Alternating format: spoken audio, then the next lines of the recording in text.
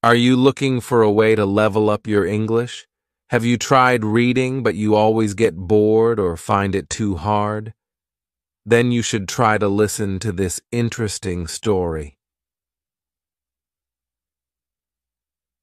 Chapter 1. An Ordinary Girl. Many years ago in the city of New York, there lived a doctor. America likes doctors, and New York liked Dr. Sloper. At the time our story begins, in I-843, Dr. Sloper was 50 years old. He was a good doctor, he was a man of the world, and he was honest. Life was good to him. At 27, he married a beautiful and clever girl. She had pretty eyes, $10,000, and a good place in society. For 5 years, Dr. Sloper was a happy man. Many of his wife's friends came to him, and he did well in his profession. They lived in a large house in Washington Square, a quiet corner in a noisy city. Their first child, a very clever little boy, died when he was 3. His mother's love and his father's profession did not help him. 2 years later, Mrs. Sloper had a second child, a girl. The doctor did not want a girl, but this was not the worst. 2 weeks later, Mrs. Sloper died. The little girl's name was Catherine. She was strong. Her father was not afraid of losing her. When the child was 10 years old, Dr. Sloper asked his sister, Mrs. Lavinia Penman, to come and stay with them. Mr. Penman, a churchman without a penny, died when Mrs. Penman was 33. She had no children and no money. "Stay for 6 months," he said. "I will look for a flat," she said. She moved into her brother's house and never went away again. Mrs. Penman told everybody that the child wanted a clever woman near her. Dr. Sloper did not think his sister was clever, but he was always very polite to her and never angry. They didn't speak much. He gave her his opinions about Catherine's schooling and not much more. Catherine was very good and honest, but she was not pretty or clever. She was quiet. She loved her father and was very afraid of him. She was happy when her father was happy. The doctor wanted to be proud of her, but he wasn't. He was sometimes angry because his only child was ordinary. When she was 18, Catherine was a quiet young woman, but she began to wear strong, noisy colors. Dr. Sloper did not like her new dresses. He thought she was vulgar. One day, Catherine's other aunt, Mrs. Almond, asked a lot of people to her house. Mrs. Almond was the younger of Dr. Sloper's 2 sisters. She was the wife of a rich city man and the mother of 9 children. She was pretty, happy, and clever, and her brother liked her. When he wanted to talk about Catherine, he went to her and not to Mrs. Penman. Catherine was close to her aunt's children. There were 7 boys and 2 girls. The older girl married young. The younger girl, called Marion, soon decided to marry too. She found a young man called Arthur Townsend, and so the Almonds asked everybody to the house. Mrs. Penman and Catherine arrived at the Almonds. The doctor planned to come later. Soon after the dancing started, Marion Almond brought a tall young man over to Catherine. "Catherine, this is Mr. Morris Townsend. He is from the same family as Arthur. He wants to meet you very much." Marion Almond was a pretty woman. At 17, she moved easily in society. She left Catherine and Mr. Townsend together. Catherine looked at the young man. He was very handsome. "What can I say to this handsome man?" thought Catherine. But Mr. Townsend began to talk to her with an easy smile. "Catherine, this is Morris Townsend," said Marian. "He wants to meet you very much." What a nice evening. What a beautiful house. What an interesting family. What a pretty girl Marian is. He looked into Catherine's eyes. She said nothing. He talked, and she listened and looked at him. The dancing began again. He asked her to dance, and she gave him her arm. After the dance, her face was red and she was hot. "We'll sit and talk," said Mr. Townsend. But he talked, and Catherine listened. Catherine sat back. She thought he was very clever. "This is my first visit to Mrs. Almond's," he said, "and my first visit to New York for many years. I lived here when I was a child, but I left when I was 20. I went round the world. I came back to New York only a month ago. It is a nice city, but I don't know anybody. You see, people forget you," he said, and smiled at Catherine. Catherine thought, "I'll never forget you." They sat there for some time. They laughed together. He asked her about the people near them. He gave his opinions about them. She thought he was very honest. Then Marian Almond came back and took Mr. Townsend away to her mother. "We'll meet again," he said to Catherine. Marian came back and took Catherine's arm. They walked round the room together. "What do you think of Morris?" she said. For the first time in her life, Catherine did not tell the truth. "Oh, nothing much," she answered. "I'll tell him that," cried Marian. "It will be good for him. He has a very good opinion of Morris Townsend. Arthur says that, and Arthur knows him." Half an hour later, Catherine saw her Aunt Penniman near a window. Morris Townsend stood next to her. Then Dr. Sloper arrived. He usually had a little smile on his face, but never a big smile. He looked at his daughter's red dress. "Can this handsome woman be my child?" he asked. Catherine did not always understand her father's words. "I'm not handsome," she said quietly. "You're rich," he said. "Is the evening going well?" "I'm rather tired," she answered, and looked away. That evening was the beginning of something important for Catherine. For the second time in her life, and in one evening, she did not speak the truth. She was not tired. They drove home. Dr. Sloper spoke to his sister, Lavinia. "Who was the young man who spoke of his love for you?" "Oh, Austin," said Mrs. Penniman. She smiled. "He spoke to me of Catherine." "Oh, Aunt Penniman," Catherine cried out quietly. "He's very handsome. He's very clever," said her aunt. "He's in love with our expensive Catherine, then?" the doctor asked. He laughed.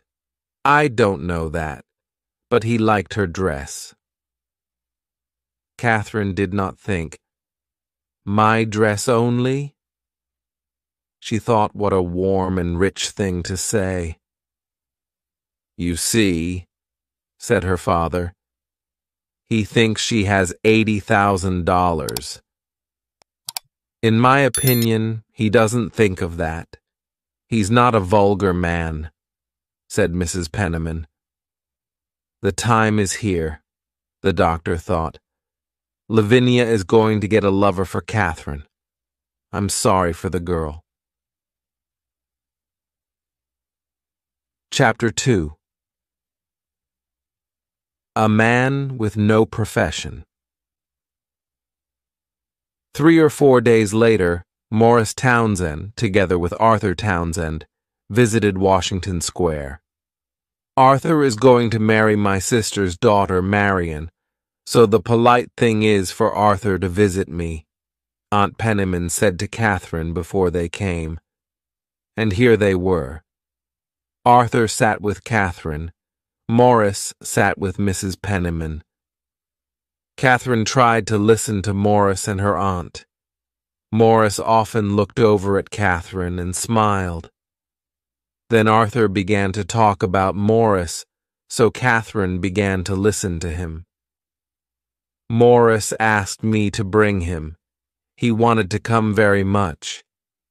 He loves going out into society. We're very happy to see him, said Catherine. Most people like him.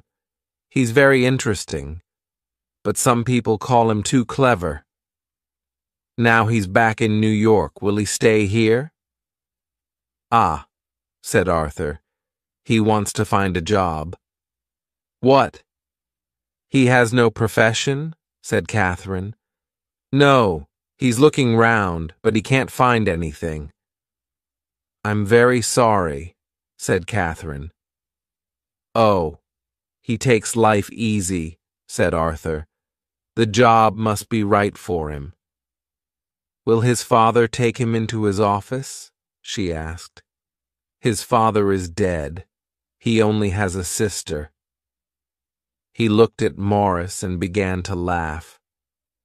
We're talking about you. Morris stood up. I cannot say the same about you, Arthur, he said, but I can about Miss Sloper. Catherine's face went red. She thought he spoke very well.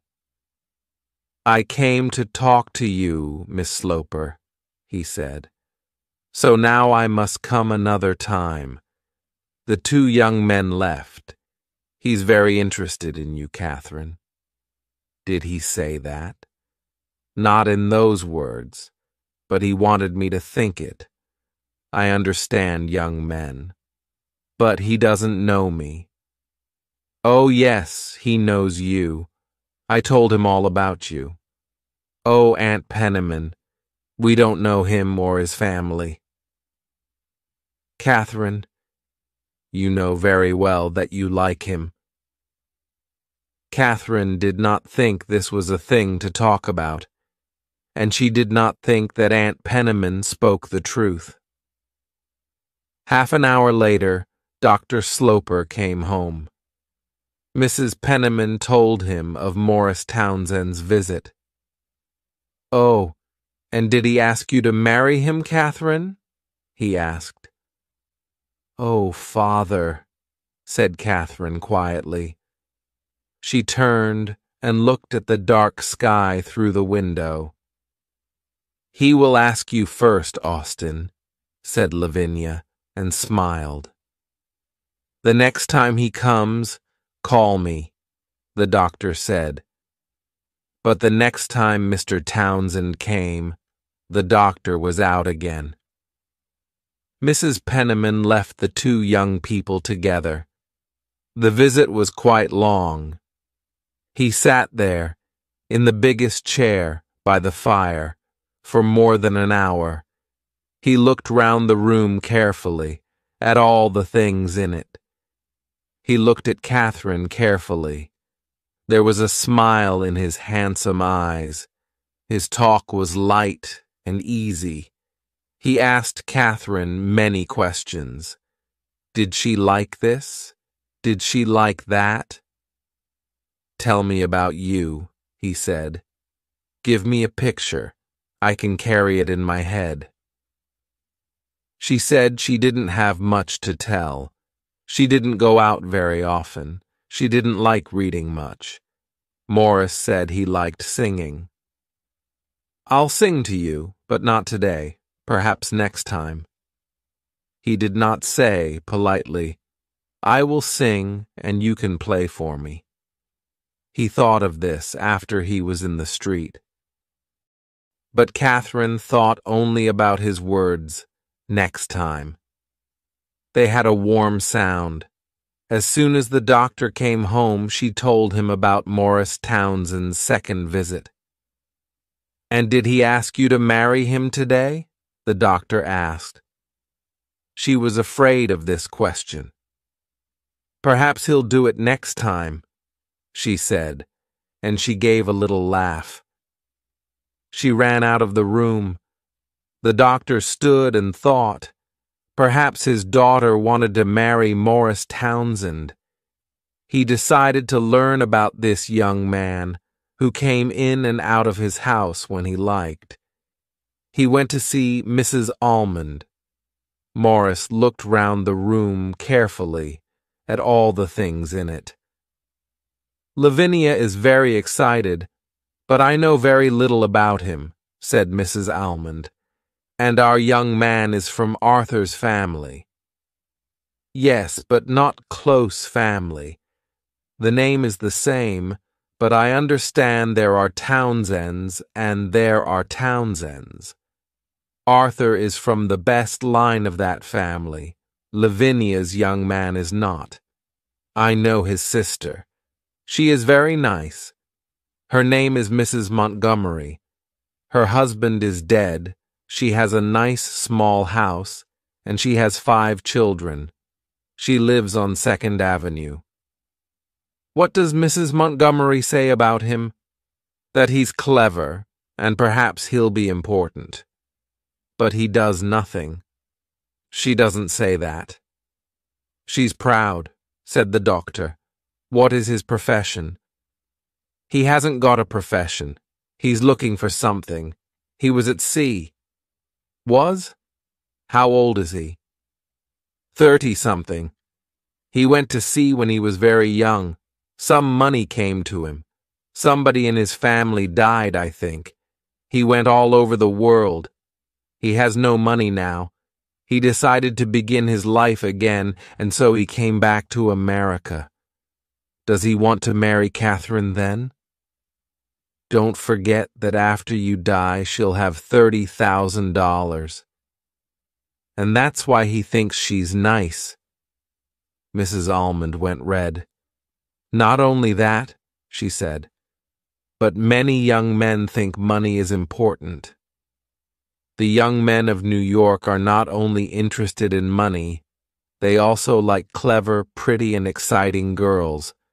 Marion is clever, pretty, and exciting. Catherine is not. Marion is ordinary. Catherine is not. She has no lovers because men are afraid of her. She is large and dresses richly. They think she is older than they are. Catherine will be the right wife for an older man. Is Mr. Townsend honest? Lavinia thinks he is, and he's very handsome. What money does he have? I don't know. He lives with his sister. Perhaps I'll visit Mrs. Montgomery. Chapter 3. Secrets. To Dr. Sloper, the thing was a game. He slept well, he ate well. This young man is trying to catch Catherine. I'll watch and wait, he thought. He did not think his daughter was in danger. Morris Townsend was not rich, but that was not important. The doctor did not want Catherine to marry a rich man. 2 people can live on her money. She can marry a man with no money. But he must be honest and strong and have a good schooling, thought the doctor. The next time Mr. Townsend visits the house, said the doctor to Mrs. Penman, ask him to dinner. The dinner happened a week later. 8 people sat down to eat. The doctor watched Morris carefully. The women left the room after dinner, and then the doctor asked Morris some questions. Dr. Sloper pushed the bottle of Madeira over to Morris. Morris liked the doctor's Madeira. He thought a lot of bottles of Madeira was a good thing for a wife's father to have.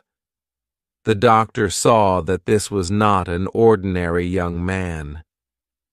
He's clever, he thought. He has a very good head when he wants to use it, and he's very handsome and he dresses well, but I don't like him. The doctor listened politely to his young friend talk about countries round the world. He talks well, and after a bottle of Madeira, but does he always tell the truth? Dr. Sloper pushed the bottle of Madeira over to Morris. Morris liked the doctor's Madeira. After dinner, Morris went and spoke to Catherine. She stood by the fire in her red dress. "He doesn't like me," said the young man. "You must tell him he's wrong." "I never tell him he's wrong. I won't talk about you."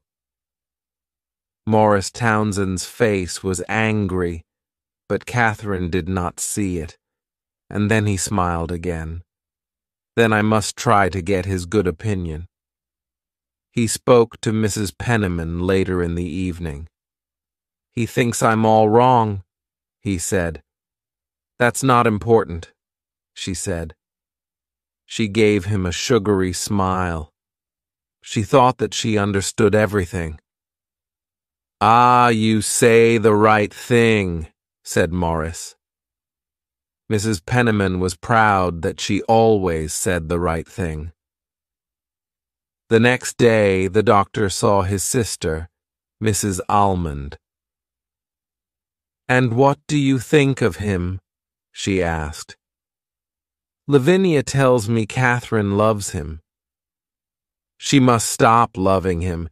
He's not a good man. He's vulgar. After 30 years as a student of people, I know what people are. My profession teaches me to understand people in an evening." "Well, perhaps you're right. But the thing is for Catherine to see it. I'll give her some glasses." Morris visited Washington Square often. A young man in New York with no profession has a lot of time. His visits were the most important thing in Catherine's life. Each time Morris left the house, she thought only of his next visit. Catherine did not tell her father about these visits. He did not ask. He wanted her to decide that Morris was no good. Lavinia loved secrets and did not say anything. "What is happening in this house?" he asked his sister politely a few weeks later. "Happening, Austin?" Mrs. Penman cried. "Why, nothing." "Lavinia, you're not being honest with me," he said. "Mr. Morris Townsend is coming to my house 4 times every week, and nobody tells me. Does the young man ask you to say nothing, or is it Catherine?" "Catherine doesn't tell me anything," said Mrs. Penman. "I find Mr. Townsend very interesting, but that's all. He tells me a lot about his life and his bad luck." "Ah, his bad luck. Tell me about it." "It's a long story. In his earlier life, he was bad. He says so, but he paid for it. And now he has no money. And he has nobody in the world. He lost his friends, then, because of his bad life?" "No, he had bad friends. He has good friends, too, his sister and her children. The children are young, and the sister is not nice. Does he say bad things about her to you? But he lives with her and does nothing. She pays for him. He's looking for a profession. He looks every day. He's looking for it here. The profession of husband to a weak woman with $30,000. Every Sunday evening, the family at Washington Square went to Mrs. Almond's. The following Sunday, Morris Townsend was also at Mrs. Almond's. He sat next to Catherine and talked only to her. Catherine was not happy and easy with Morris because her father was in the room. Her father was sorry for her. Perhaps he was wrong about Morris. Perhaps Morris was honest and wanted to marry his daughter for love. The doctor decided to give the young man time. Later, he spoke to Morris. "I hear you're looking for a job," he said. "Yes, I am looking for honest, quiet work. Something to bring me an honest dollar. I have only my good right arm." Catherine was not happy and easy with Morris because her father was in the room. "Yes, your good right arm," said the doctor, "but you have a clever head, too. Sometimes I hear about openings. Will you think about leaving New York? Going away?" "No, I'm afraid not. I must make my life here. My sister is here, and I am everything to her. Her husband is dead, and I must help with her 5 children. I give them lessons." "That's good. But it's not a profession. It won't bring me a lot of money." "Money is not the most important thing," said the doctor. Later that evening, Morris spoke to Catherine again. "Can we meet tomorrow? I have something to say to you. Not in your house. Mill the Square. I cannot come into your house again. Your father laughed at me because I have no money." "Laughed at you? Oh no, you mistake him. Lie's a good man. You must not be too proud," she said. "I'll be proud only of you," he said. Catherine went quite red. "Now you're laughing at me," she said. "You know I'm not pretty or clever." Morris made a sound. It was difficult to understand. Catherine understood from it that he loved her. "Come to the house," she said. "I'm not afraid of that." The next day, Morris came to the house. He told Catherine that he loved her. She sat down suddenly. She said he must go. She wanted time to think. A picture of a fight with her father came into her head. She was afraid. Before Morris left, she said, "We must speak to my father. I'll do it tonight. You must do it tomorrow. Your father will tell you that I want your money." "Then I'll say that he mistakes you," said Catherine. "Other men are interested only in money. You are not." Catherine stood outside the door of her father's room for nearly half an hour. Chapter 4. For Love or Money. Catherine heard her father come home that evening. She stood outside the door of his room for nearly half an hour. Then she went in. He sat in his chair by the fire with a cigar in his hand and read the newspaper. "I have something to say to you," she began very quietly. She sat down. "I'm going to marry Morris Townsend." The doctor looked at her. "When did he ask you?" "This afternoon, 4 hours ago," she answered. Usually the man asks the girl's father. "Is he afraid to ask me? You're moving very fast." "He says he loves me, and I like him very much." "But you met only a few weeks ago." "I liked him from the beginning." "I know that you're not a little girl now, but a woman." "But I don't like Morris Townsend."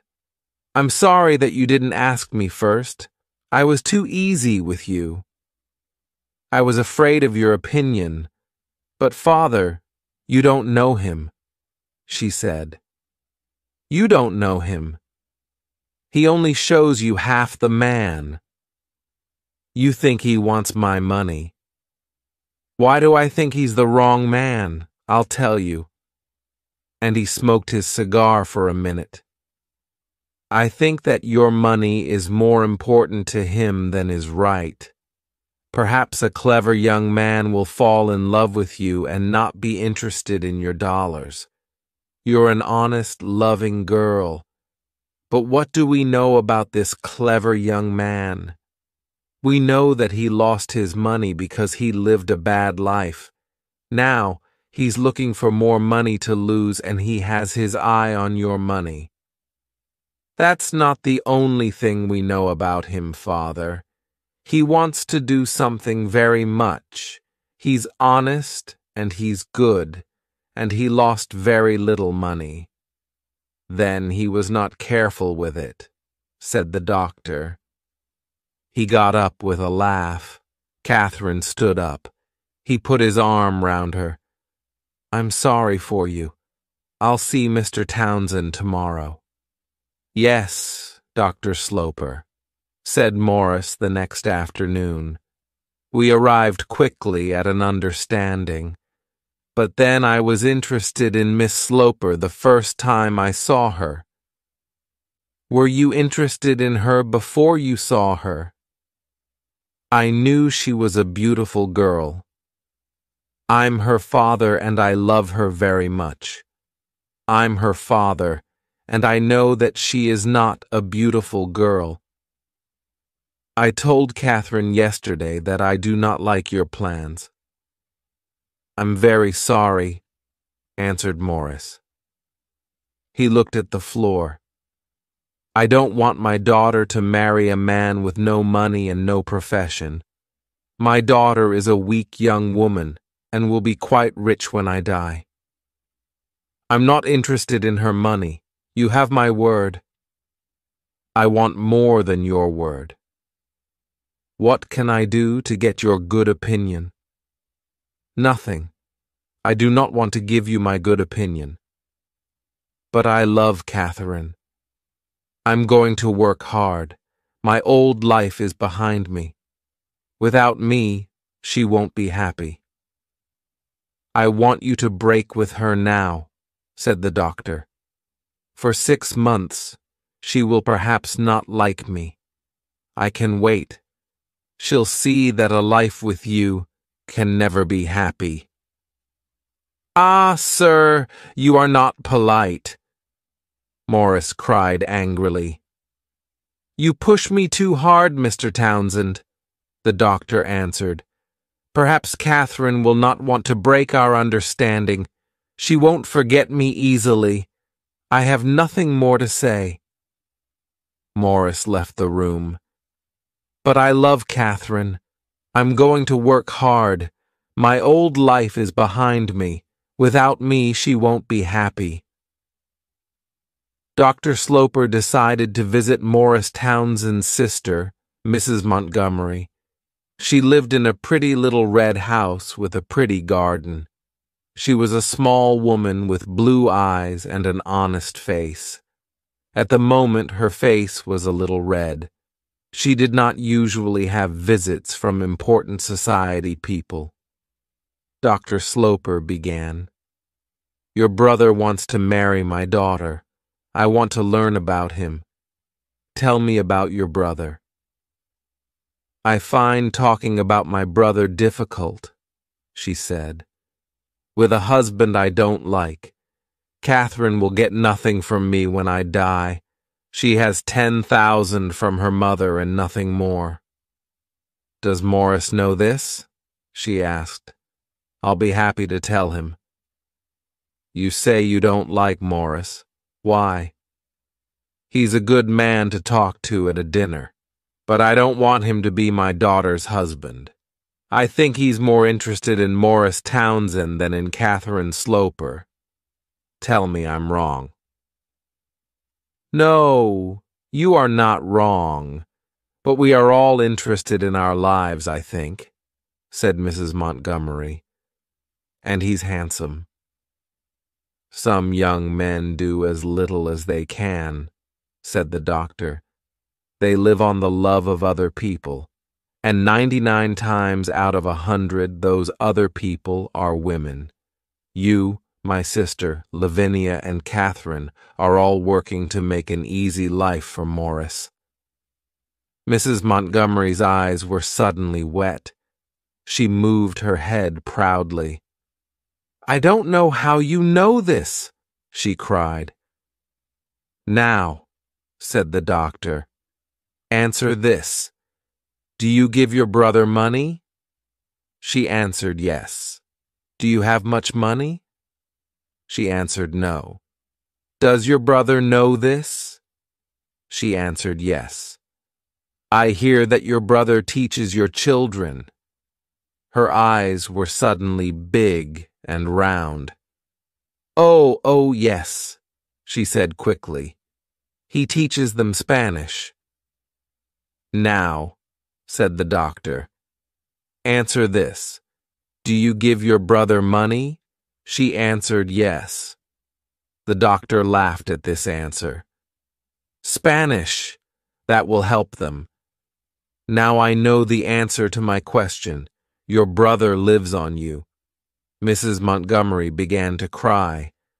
I know he's a clever man, but he's not the right man for my Catherine. You must meet her. Then you'll understand me. Yes, she answered. Please bring your daughter to meet me. And then suddenly, he must not marry her. The doctor went happily away with these words in his ears. Chapter 5. Mrs. Penman's Plan. Catherine did not speak about Morris to her father. After some days, he said to her, I'm lucky to have a good daughter. I'm trying to be good, she answered. Catherine did not see Morris at this time, but she wrote to him. A long letter of 5 pages. Morris thought it was long. She asked him not to visit for a time. Morris wrote back. He talked about his meeting with Dr. Sloper. Your father was very angry, he wrote. I was very polite. You must be strong. You must fight. Catherine did not like to think of fighting her father, but she did not like to think of losing her lover. She tried to think of an answer to make everybody happy. She decided to be quiet and to wait. Good fathers are always very careful about their daughters' husbands, she thought. Mrs. Penman did not help Catherine much. She loved this little story and her place in it. She wanted Catherine to run away with Morris and marry him. She carried a picture in her head, 2 lovers, with Mrs. Penman, marrying in a small church in a New York back street, living in a dark flat with no money, waiting for visits from Mrs. Penman, their only friend. She wanted to put this picture before Morris. She wrote to him daily about Washington Square. She asked him to meet her in a small restaurant on 7th Avenue. When Morris arrived, half an hour late, they sat together in the darkest corner at the back of the place. This was the happiest half an hour of Mrs. Penman's life. Morris was not happy. He listened to her, but he did not like her. He was happy to use her at the beginning, to get a foot in Washington Square. But he did not want her now. She always said the wrong thing. He was cold but polite. Mrs. Penman told Morris her plan. "Run away with Catherine?" cried Morris. "Yes," said Mrs. Penman, now afraid for her plan. Tell Catherine's father about it only after you marry. You can show him that you're not interested in the money, and then you'll get his good opinion. And there's always the 10,000 from her mother. He cannot cut that off. Oh, don't speak at that, he said. I'm afraid of coming between Catherine and her money. Be afraid of nothing, then everything will go well. Mrs. Penman paid for her cup of tea, and they went out together into the dark street. Morris walked with Mrs. Penman back to Washington Square. She went in. He looked up at the house. He thought it was a very nice house. When Mrs. Penman told Catherine of her meeting with Morris, Catherine was angry for the first time in her life. I don't think it was right, she said. Mrs. Penman began to read the evening newspaper. After a long wait, Catherine spoke. Was he sad? He was dark under the eyes, very different from when I first saw him, but very handsome. A long wait again. Why are you always cold and quiet, Catherine? And I don't think it's your place to teach me what's right, Lavinia said. The girl turned quickly. Does he say that? He says you are afraid of your father. I am afraid of my father. So will you break with Morris? Catherine looked at her aunt. Why do you push me? I'm afraid you don't see the importance of what you do. You must not lose this young non. I don't think that you understand me or know me. Please do not have any more secret meetings with Mr. Townsend. I don't think it's right. And I don't think it's your place to teach me what's right. Lavinia said a short good night and went to bed. Later that evening, Catherine spoke to her father. Father, I want to see Morris again. To say goodbye? Asked the doctor. No, to ask him to wait. He looked at her. You're a good child. She went to him and he put his arm round her. I want you to break with him. My opinion of him is the same as when I first met him. You're not happy now, I know. But in 3 months or 3 years, you can be happy again. Marry Morris, and you'll never be happy. But you can like him, said the sad child. We can wait. When I die, you can marry, the doctor said quietly. Don't say that, Father, cried Catherine. Try to like Morris. He's a good man. I never want to speak to him again. But tell him this. You marry him, and you get nothing from me. You're right to say that. We don't want your money. Say that to him. Listen to his answer and watch him. Watch for an angry face. He's never angry with me, Father, she said. Her eyes were wet. Her father pushed her out of the room and shut the door. I think I'll see him, only one more time. Then you're a bad daughter to me. This was too much for Catherine. She cried and cried. She ran to her father, but he turned away. He pushed her out of the room and shut the door. He heard her crying and knew she was behind the door. But he did not move. He was sorry for her, but there was a smile round his eyes. That night Catherine cried for many hours with Aunt Penniman's arm round her. Good, thought Mrs. Penman. The next morning she came back into Catherine's room. Catherine was dressed and ready for breakfast. Don't go to breakfast, Catherine, Aunt Penman said. You won't move your father, You must be weak and ill, not well and strong. I must go, Aunt. I'm only afraid of being late. Catherine wrote to Morris that day. She asked him to visit the next day at a time when her father was not at home. Chapter 6. The Long Wait. Morris was more handsome than Catherine remembered. He put his arms round her. She knew that she loved him very much. Why did you send for me?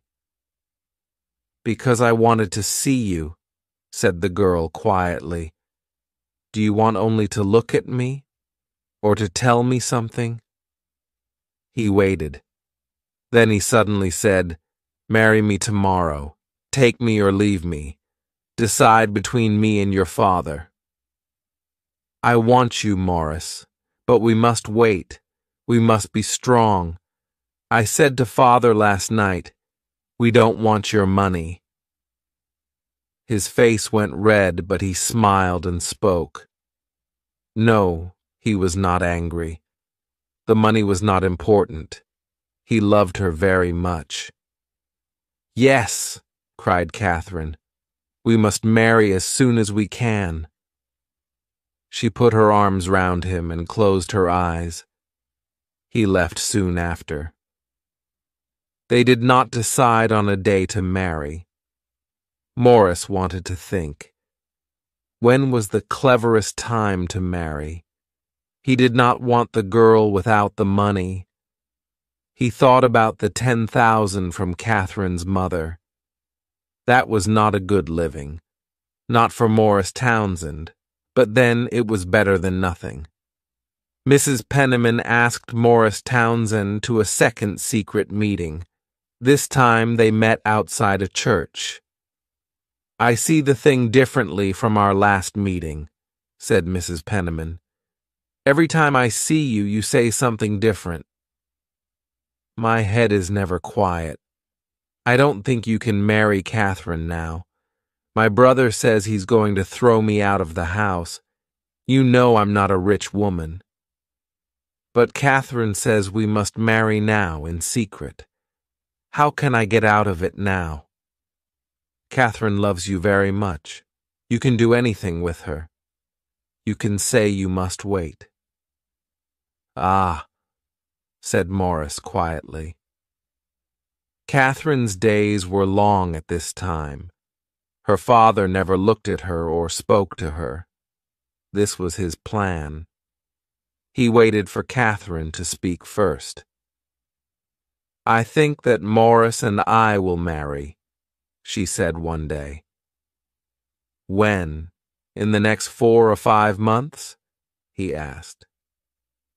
I don't know, father, said Catherine. We cannot decide. Then wait for 6 months. I'll take you to Europe. I want you to come with me. Catherine was happy to say yes to her father. Mrs. Penman asked Morris Townsend to a second secret meeting. This time they met outside a church. Dr. Sloper did not ask Mrs. Penman to go to Europe. She wanted to go, but she did not show it. Washington Square is going to be nice and quiet, she said to Mrs. Almond. Catherine met Morris before she left. Ty asked questions. Do you want to see all those famous things over there? Oh, no, Morris, said Catherine quickly. What is this woman interested in? Thought Morris. Father thinks I'll forget you, said Catherine. But I won't. He'll be angry with me. Yes, I think you're right. But the visit to Europe is a good thing. He wants you to go and he'll be happy, said Morris. I don't want you to lose your money. Not for me, but for you and your children. When you're in Europe, decide on a good time and place, an evening in Venice. And then perhaps you can move your father. Ask him to say yes, you can marry Morris. Catherine thought this was a clever plan. Europe was very interesting to Dr. Sloper, so they stayed for 12 months, not 6. Mrs. Penman lived well in Washington Square, and so did Morris Townsend. Mrs. Penman liked to ask him to tea. He had his chair, a very easy armchair, by the fire in the back sitting room. He drank the doctor's Madeira and smoked his cigars. In the first 6 months that Dr. Sloper and his daughter were in Europe, they never spoke of Morris Townsend.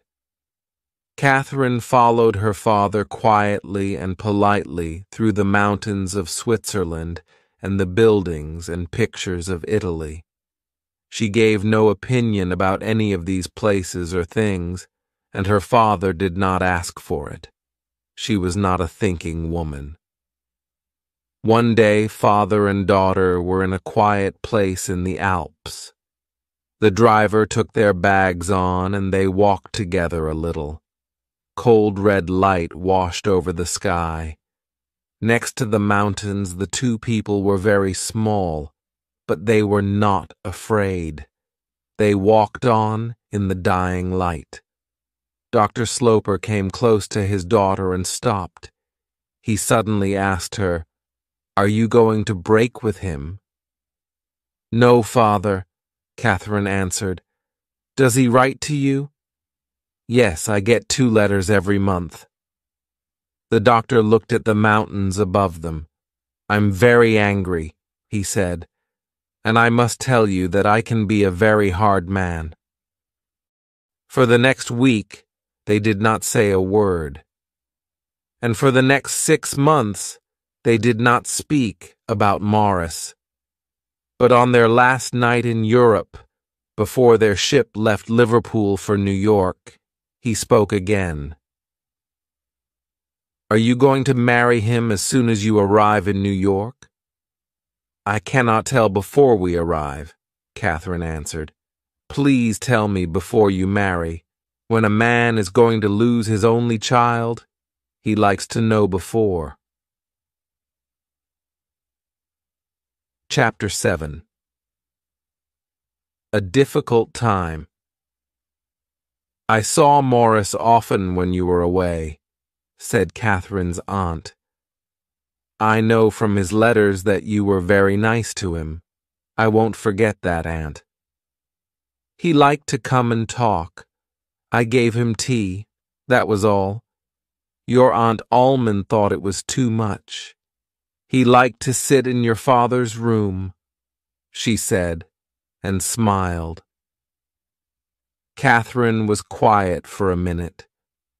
They talked for some time as lovers. Catherine questioned him closely about his job, and he asked about Europe and her father's opinion. "I'm sorry that he went into father's room," she said. Then she asked, "Does he have a job?" "Yes. Only a week ago he found a job. He's working with a friend, buying and selling something. He asked me to tell you as soon as you arrived." "Oh, that's good to hear," said Catherine, very happy. "You see, Morris was right to wait for the right job. What can your father say now?" "Father's opinion is the same as before, only stronger. But his opinion isn't important to me anymore," she said. "You're much stronger now," said Mrs. Penman. "What about your father's money?" "I'm not interested in my father's money. Morris doesn't think it's important." "Perhaps he thinks it's a little important," said Aunt Lavinia after a minute. "I have money from my mother. And now Morris has a job. He and I have everything. I'm never going to ask my father for anything.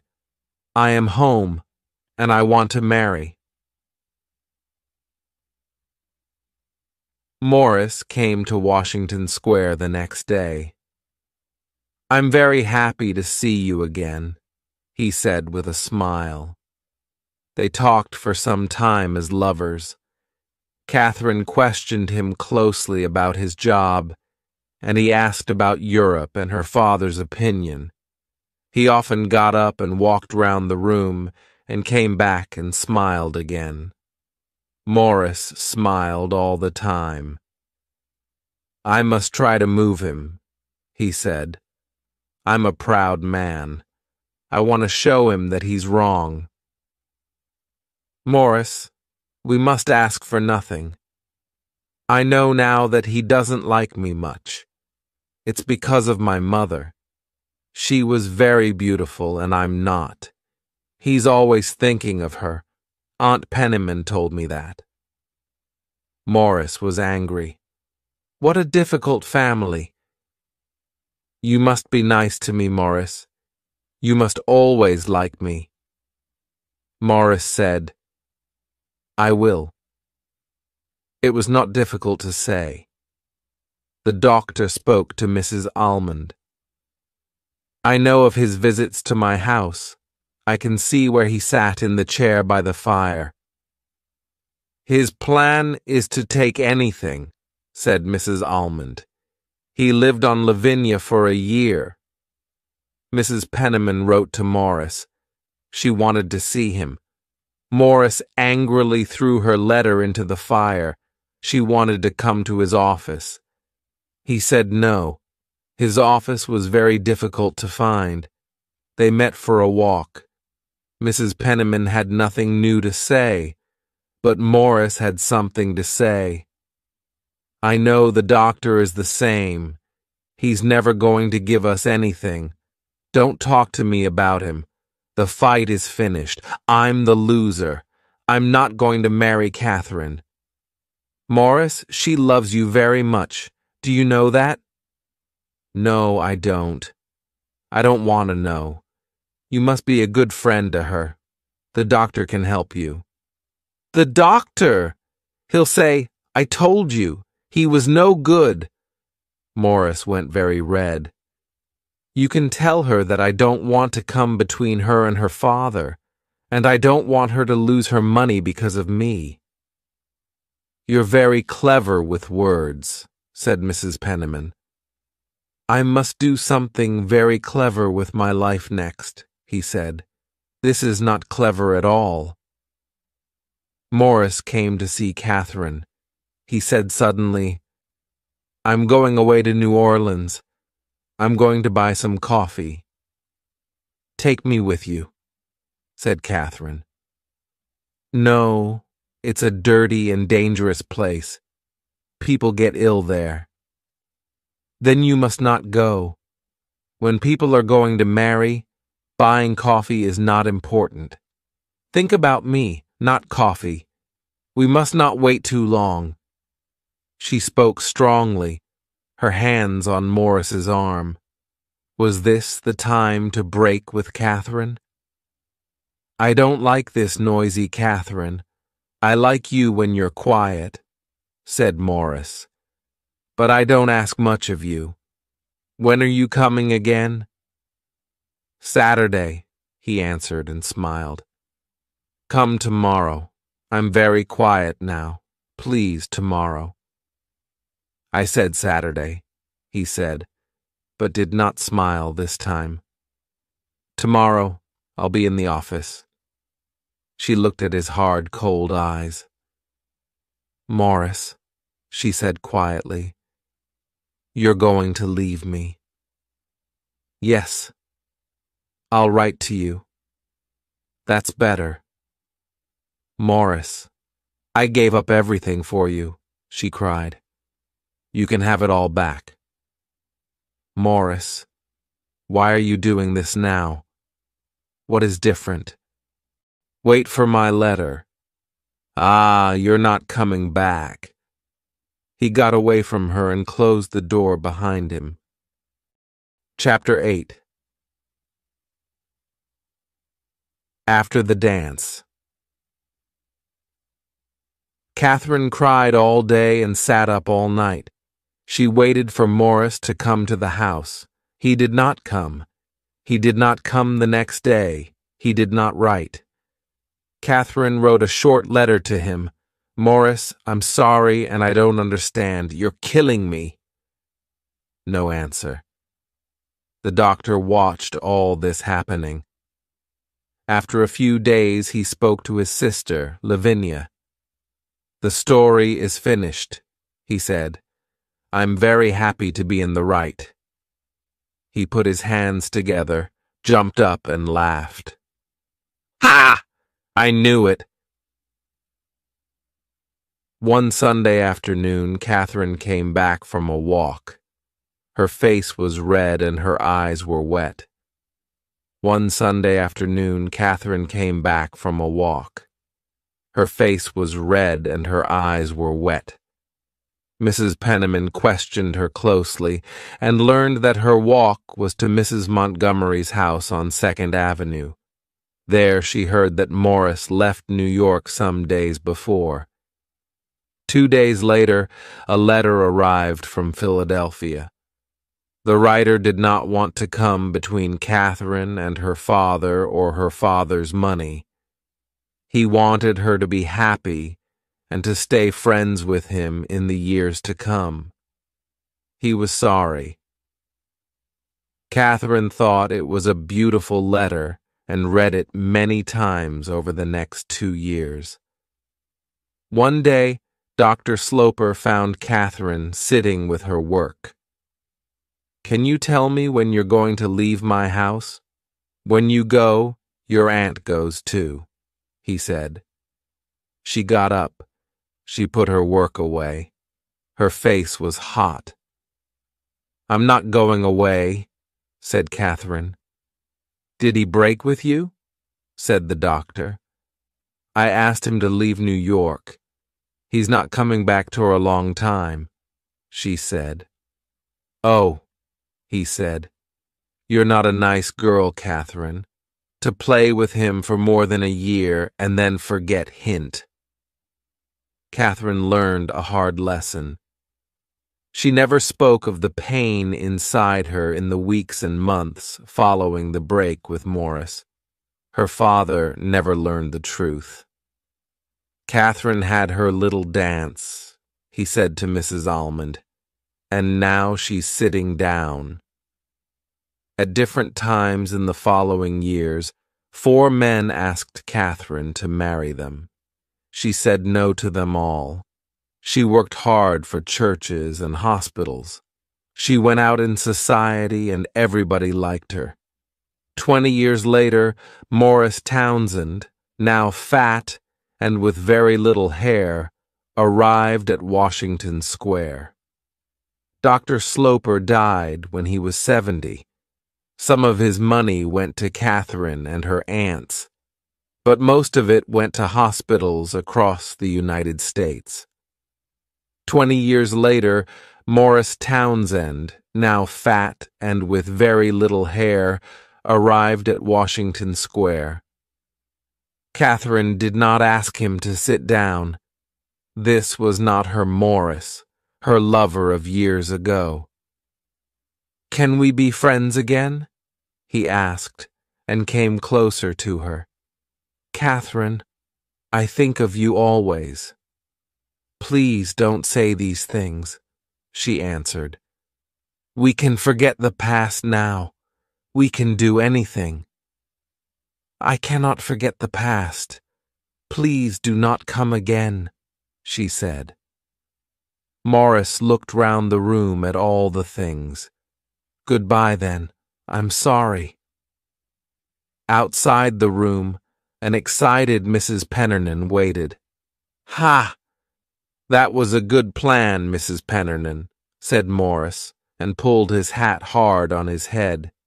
"She's not interested in me, but she never married. Why?" "Good question," said Mrs. Pennernan. "But you must come back. You must try again." "Come back. Never." And he walked out of the house.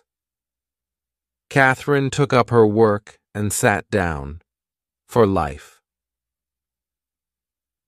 The end. If you enjoyed the story and want to say thank you, Then you can subscribe to my channel and visit it.